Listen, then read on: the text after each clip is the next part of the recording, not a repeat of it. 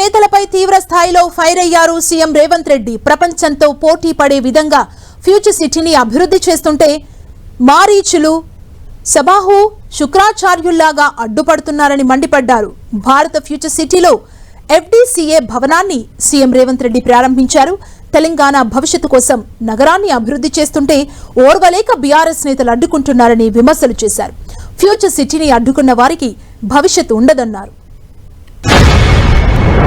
ఈనాడు future city మన ఫ్యూచర్కే కాదు, మన పిల్లలు వాళ్ళ పిల్లలు భవిష్యత్ తరాలకు గొప్ప ఫ్యూచర్ను అందించడమే కాదు, భారతదేశానికే కాదు ప్రపంచానికి ఒక దిక్సూచిగా ఒక గొప్ప నగరంగా తీర్చిదిద్దాలి అని ఈనాడు మన ప్రభుత్వం సంకల్పంతో ఈ కార్యక్రమాన్ని తీసుకున్నది.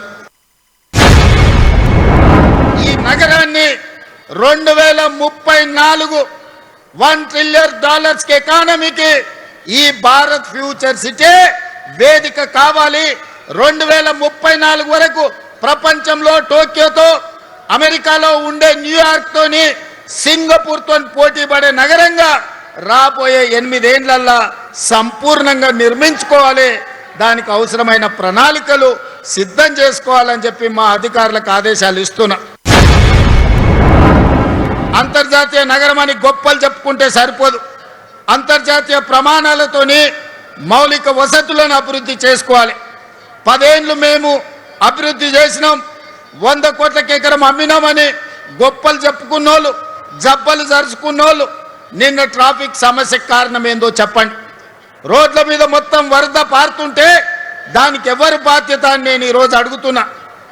పోయిన దుర్మార్గులు చెరువులు, నాలాలు, కుంటలను కబ్జా చేసుకొని, పబ్లిక్ పార్కులను ఆక్రమించుకొని, ప్రభుత్వ భూములను చెరబట్టి ఈనాడు అక్రమ నిర్మాణాలు చేపట్టబట్టే ఇవాళ చెరువులలో ఉండాల్సిన నీళ్లు, కుంటలకి వెళ్లాల్సిన నీళ్లు, నాలాలో ప్రవహించాల్సిన నీళ్లు, వర్షపు నీళ్లు మొత్తం రోడ్ల మీద ప్రవాహమైంది.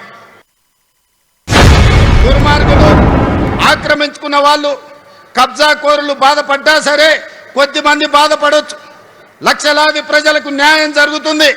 ఈ నగరం అంతర్జాతీయంగా రాణిస్తుందని హైదరాబాదు నగరంలో కబ్జా కోరలు బీకడానికి ఈనాడు మన ప్రభుత్వం పనిచేస్తుంది. భవిష్యత్తులో ఇంకా బలంగా వ్యవహరిస్తుంది. దుర్మార్గులను తోక కత్తిరిస్తుంది. వాళ్ళ వెనకాల ఉన్నోళ్ళని కూడా వాళ్ళ పని పడతామని చెప్పి ఈనాడు ఈ వేదిక మీద నుంచి నేను చెప్పదలుచుకున్నా. అందుకే మిత్రులారా, ఈనాడు ప్రపంచం మన వైపు చూస్తుంది. చరిత్రలో జూన్ 10, 2026 తారీఖు చరిత్రలో సువర్ణ అక్షరాలతో లిఖించబోతున్నాం.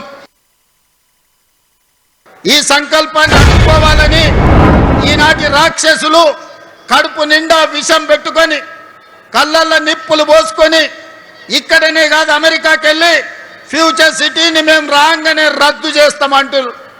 అయ్యా, మీరు రద్దయిపోయిన 1000 నోటు లాంటోళ్ళు. మీకు గతమే ఉంది కానీ మీకు భవిష్యత్తు లేదు. మిమ్మల్ని తెలంగాణ ప్రజలు తిరస్కరించారు. మిమ్మల్ని తెలంగాణ ప్రజలు శ్మశానానికి పంపించారు. ఇక మీకు భవిష్యత్తు లేదు. ఈ భవిష్యత్తు నగరాన్ని రద్దు చేస్తామంటే వచ్చేసారి ప్రతిపక్ష హోదా కూడా రాదు. ఈ ప్రాంత ప్రజలు బండకేసి కొడతారని ఈనాడు నేను చెప్పదలుచుకున్నా.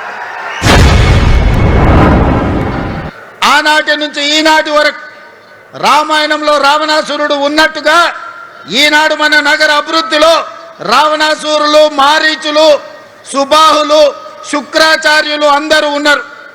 శుక్రాచార్యుడు ఫామ్ హౌస్లో పండిండు, మారీచుడిని, సుబాహుల్ని మన మీదికి వదిలిండు. పెద్ద రాక్షసుడు, పిల్ల రాక్షసులు కలిసి ఈనాడు భారత్ ఫ్యూచర్ సిటీని మేము అడ్డుకుంటాం, మేము రద్దు చేస్తామని అంటున్నారు.